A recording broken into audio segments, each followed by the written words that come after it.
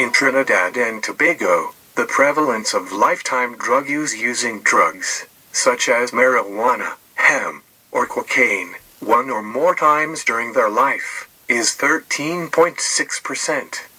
Male students 17.5%, are significantly more likely than female students, 9.6% to report lifetime drug use.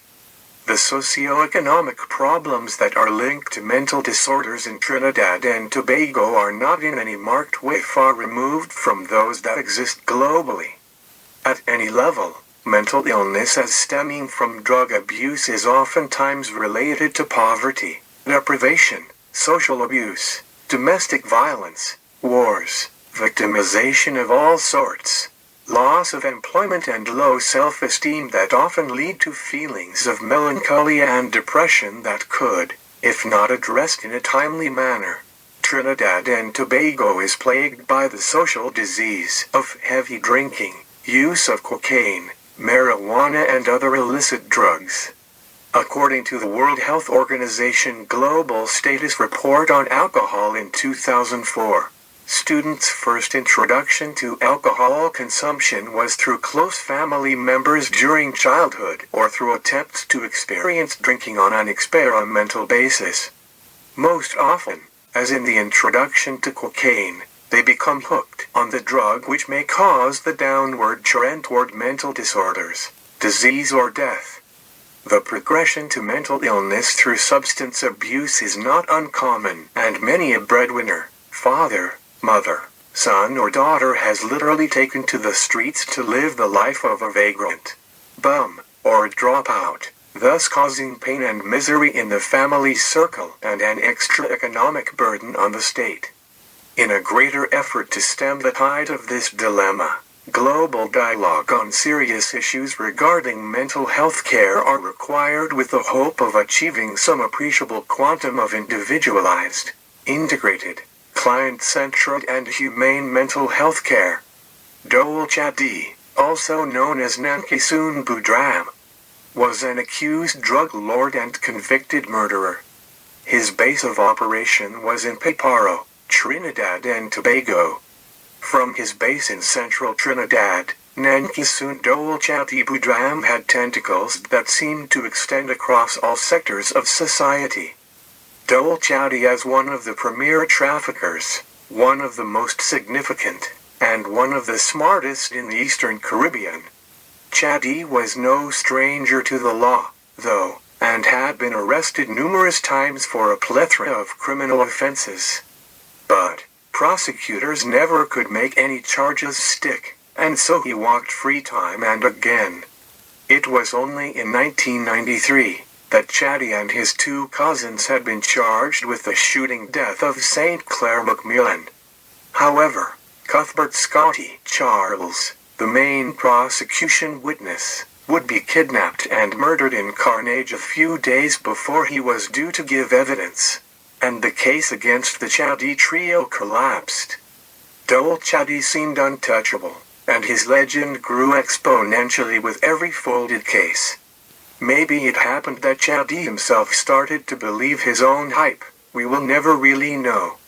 Nevertheless, by ordering the death of an entire Williamsville family, Chadee would set in train a sequence of events that would lead to his ultimate downfall. The Teflon Don from Piparo didn't yet know it, but he had in effect signed his own death warrant. A murder too far. Hamilton Mice Babu Olil had been a part of Chadee's crew, before a fatal lapse in judgment persuaded him to steal some cocaine from his employer to sell for his own profit. On the night of January 9, 1994, Chadee summoned his psychotic killer-in-chief, Joey Ramia, to his farmhouse in Piparo, where he handed out guns and masks to Ramia and members of his feared gang. He made it quite clear that he wanted Mice and everyone in that Williamsville house dead. The gang of 10 drove the short distance to the Babu Olil home in Williamsville, and went to work. Hamilton Mice Babu Olil, his sister Monica, and parents Rookman and Deo, were made to kneel on the floor and then shot through the heads. On searching the rest of the house, gang member Levi Morris came across 11-year-old Osmond Babu Olil and his 9-year-old sister, Hemati, cowering in one of the bedrooms. Chadee was reputed to be one of the top drug lords in the Caribbean, but was never convicted of drug-related offenses. Together with 8 members of his gang, he was convicted of the January 10, 1994 murders of Deo, Rukmian, Hamilton and Monica Babu Olil of Payparo. After his arrest, Chadee's 46.5-hectare estate with a number of erected buildings in the rural village of Payparo, in south-central Trinidad, was reclaimed by the authorities under the amended Dangerous Drugs Act of 1991, after it was discovered that he was squatting on state land for more than 15 years.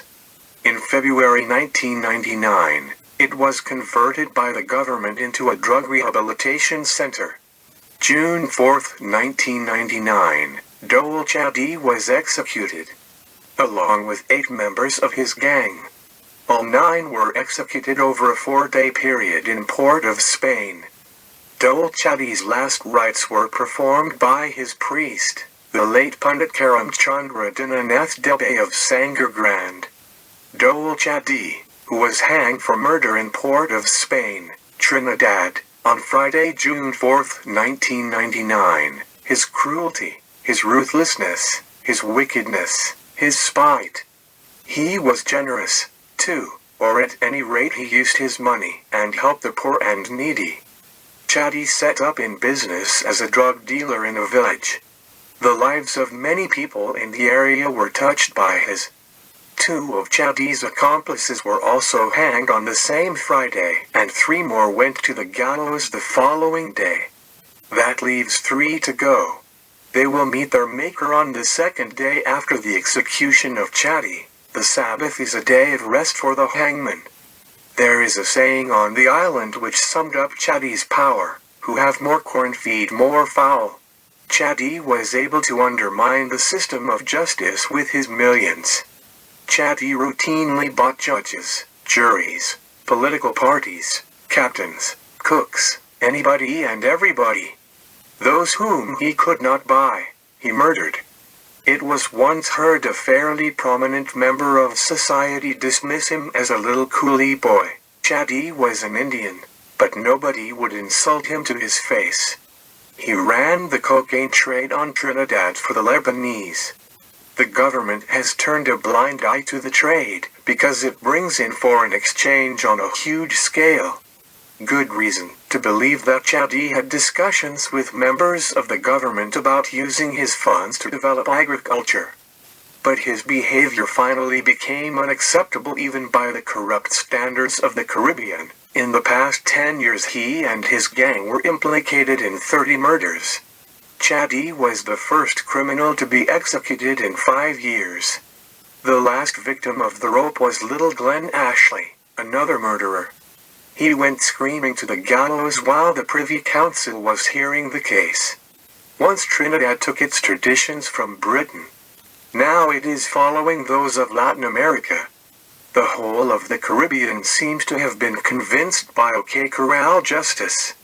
That's their lookout, but let's not have the Privy Council involved in the circus. If they want to retain capital punishment, they should be left entirely to their own legal devices. The high tonnage of cocaine flowing through these islands also meant that the inevitable runoff into the local stream presented an opportunity for those willing and able to take advantage.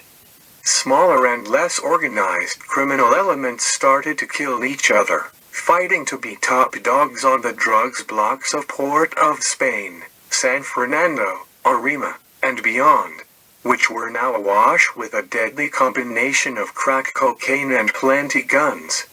Thank you for watching Death Row.